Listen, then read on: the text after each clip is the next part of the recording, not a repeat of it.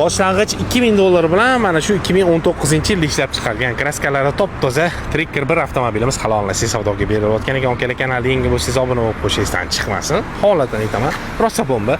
Если что 2000 pulinglar bo'lmasa ham, yaxshi bitta Spark'inglar bo'lsa, bemalol barterga ham ishlayverishadi. Qolganini sekin-sekin bo'lib beraverasiz, aka. Xudo xolasa. Ketdik endi bitta chiroyli qabzor qilib beraylik, akalar.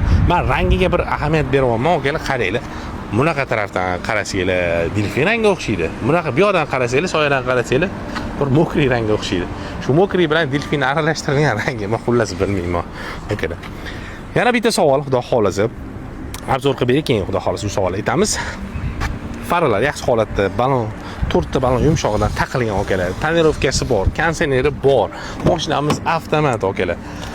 Apshikalar yaxshi holatda, kapitanskiy sidinalar, poliklar yaxshi holatda, o'zi nima bunaqa rollari.